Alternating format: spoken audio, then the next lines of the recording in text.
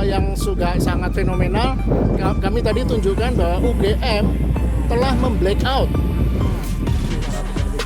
berapa belas halaman berita acara dari kepolisian yang diberikan ke UGM yang diserahkan ke kami. Jadi bukannya membuka informasi tapi malah menutup. Jadi hampir semua isi berita acara dari kepolisian itu di blackout, dihitamkan belasan halaman. Nah, untuk KPU pusat tadi menurut kami relatif siap, relatif ya. Jadi dan juga kooperatif. Satu pengecualian bahwa mereka mengakui banyak dokumen-dokumen yang kami minta itu masih terserak, di mana penyimpanannya masih agak kacau. Jadi mereka janji akan mencari di mana, apakah di bunker di mana itu yang menarik. Nah, untuk KPU Jakarta juga kooperatif, dia menyampaikan bahwa mereka harus konsolidasi dengan KPU pusat menyangkut bagaimana pembagian tugas dalam penyediaan informasi ini, koordinasi antara KPU di daerah. Nah, itu yang menjadi bagusnya mereka menjadi lesson learn. Mereka harus belajar lagi bagaimana mengkoordinasikan pengelolaan dan pengolahan dan penyediaan komunikasi dan informasi. Nah, untuk KPU Solo ini 11-12 dan UGM banyak sekali catatan kekacauan. Misalnya yang paling fatal adalah mereka baru merespon surat kami sebulan setelah kami ajukan. Itu ditegur tadi oleh Majelis Hakim karena kok bisa merespon surat sampai perlu waktu sebulan. Kemudian yang paling fatal dan ini menjadi catatan penting bagi seluruh pengelola PPID adalah KPU Solo telah memusnahkan, menghancurkan sejumlah dokumen dan ini termasuk dokumen salinan ijazah Jokowi sudah dihancurkan. Tadi dipertanyakan loh. Dan pemusnahan itu tidak ada berita acaranya. Juga tidak jelas aturan resistensi minimal 5 tahun, tapi di sana baru setahun sudah dimusnahkan. Nah, pertanyaannya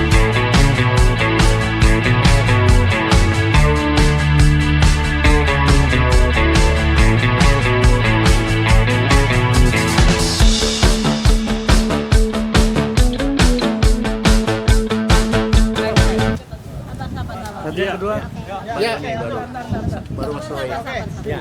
kita sudah menjalani sidang pertama dan alhamdulillah di luar dugaan termohon semua hadir ya. Dari perwakilan dari UGM, Polda Metro Jaya, KPU Pusat, KPU Jakarta, KPU Solo. Dan sebagai jurnalis nih saya juga tadi sambil memohon juga membuat catatan ya. Catatan dan ini sedikit penilaian ya. Dari sidang yang berlangsung 2 jam tadi, kelihatan sekali ya secara umum bahwa teman-teman pejabat pengelola informasi dan dokumentasi sepertinya tidak siap dan tidak bekerja dengan bagus. Terutama yang agak mengherankan adalah UGM. Catatan pada kinerja UGM sungguh sangat mengecewakan ya. Misalnya tadi terbuka oleh hakim dari majelis bahwa UGM menjawab surat kami tanpa tanda tangan dan tanpa kop surat. Itu menjadi catatan pertama dari majelis. Kemudian beberapa dokumen yang oleh UGM dinyatakan tidak ada dalam penguasaan kami tadi juga ditegur oleh majelis hakim.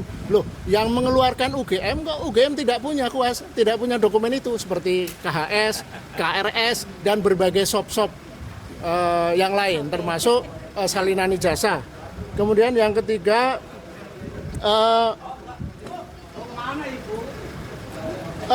konsep-konsep substansi tentang penyimpanan dan pengolahan dokumen tidak dikuasai oleh teman-teman PPID UGM. Misalnya soal konsep dokumen yang dikecualikan.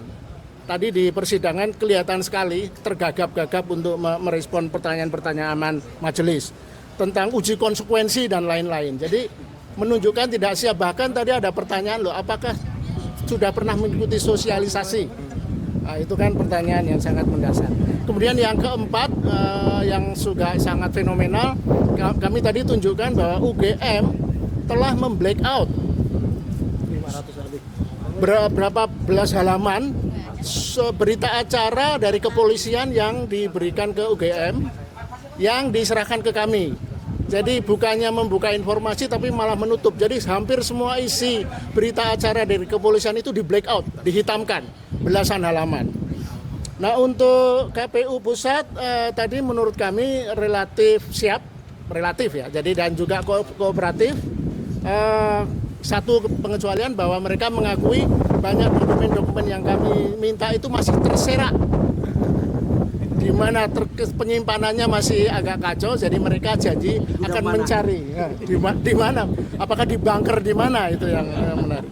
Nah untuk KPU Jakarta juga kooperatif, dia menyampaikan bahwa mereka harus konsolidasi dengan KPU pusat menyangkut bagaimana pembagian tugas dalam penyediaan informasi ini, koordinasi antara KPU di daerah. Nah itu yang menjadi bagusnya mereka menjadi lesson learn ya. Mereka harus belajar lagi bagaimana mengkoordinasikan pengelolaan dan pengolahan dan penyediaan dokumentasi dan informasi.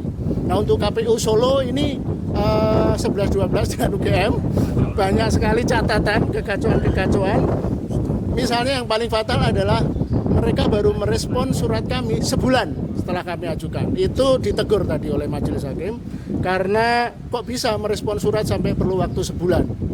Kemudian yang paling fatal dan ini menjadi catatan penting bagi seluruh pengelola PPID adalah KPU Solo telah memusnahkan, menghancurkan sejumlah dokumen dan termasuk dokumen salinan ijazah Jokowi sudah dihancurkan. Tadi dipertanyakan loh. Dan pemusnahan itu tidak ada berita acaranya. Juga tidak jelas aturan resistensi minimal 5 tahun, tapi di sana baru setahun sudah dimusnahkan. Nah pertanyaannya, kita tidak tahu sejauh ini kapan itu dimusnahkan. Apakah baru-baru ini?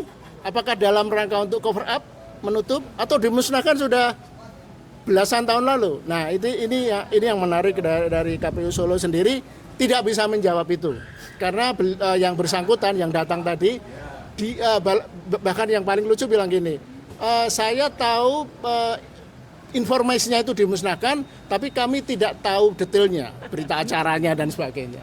Jadi menunjukkan betapa kekacauan ini. Nah yang terakhir Polda Metro Jaya, ini juga koordinasi antara Mabes Polri dan Polda Metro Jaya tidak terjadi. Jadi kami sudah mengirim surat sebulan lalu, sejak Juli malah, tapi baru sejak Oktober, tapi kami kirim surat ke Humas Mabes Polri, tapi baru CCK disampaikan ke Polda Metro Jaya 14 November. Jadi lebih dari sebulan Polda Metro Jaya tidak pernah tahu bahwa kami meminta dokumen-dokumen itu. Dan itu menunjukkan juga sekali lagi koordinasi buruk antar PPID di kepolisian. Dan sayang sekali tadi walaupun kooperatif dari kepolisian sering kali menyampaikan hampir semua pertanyaan kami itu dokumen dikecualikan. Ya itu yang tapi yang paling menarik yang perlu dicatat adalah yang kita tanyakan tadi oleh kuasa kami, bahwa sebenarnya ijazah Jokowi itu ada di mana? Karena di pengantar disebutkan ijazah Jokowi ada di kami segel karena untuk bukti penyidikan. Tetapi kita tahu bersama seminggu atau 2 minggu lalu ijazah itu ditunjukkan Jokowi kepada relawan Projo. Nah ada ketidakkonsistenan pernyataan dari kepolisian tadi. Apakah betul disegel dan di tangan Polda Metro atau ada di tangan Jokowi? Nah, ini sangat fatal saya kira. Saya kira itu dari saya. Mungkin ada tambahan? Pak, ada pertanyaan satu nih Pak. Ini kan kalau kita lihat kasus ijazah palsu Jokowi ini ya Pak ya, itu kan udah memakan waktu hampir bertahun-tahun. Apakah ini ada indikasi bahwa sebenarnya ijazah Jokowi itu sebenarnya ada permainan sindikat ijazah palsu di kasus Jokowi ini? Wah ini tunggu nanti jawabannya. Ini terlalu sumir ya, artinya ini sedikit bernuansa teori konspirasi. Saya kira tidak sekarang jawabnya. Nanti akan terungkap itu. Beliau ini mau jawab. Terima kasih Saya sangat bersyukur kita punya Komisi Informasi Publik. Ya. Benar-benar ini seperti apa ya, embun di padang gersang. Kita punya harapan bahwa penegakan hukum nanti akan lebih baik. Kami jadikan ini sebagai model untuk penyelesaian kasus yang mirip, baik ijazah palsu yang lain maupun mungkin sertifikat palsu, karena kita menghadapi sekarang adalah Menteri ATR-nya saja sepertinya udah merah kayaknya. Nggak akan selesai sampai Ya. kiamat. Menurut saya tidak, ya. Selama bahwa akses informasi publik itu bisa dibuka dengan adil pada masyarakat dan pengelola informasi tersebut yang membuat informasi itu punya komitmen, punya integritas pada demokrasi, karena demokrasi itu kuncinya adalah transparansi dan akuntabilitas, dan itu adalah dari informasi. Dan informasi itu bisa berupa banyak bentuknya, bisa dari yang disampaikan langsung, termasuk bentuknya dokumen. Jadi kalau apa yang dilakukan oleh KPU Surakarta itu memang melanggar. Banyak, hukum itu banyak, ada yang esensial, ada yang lex spesialis ya Bang ya. Saya kan bukan ahli hukum.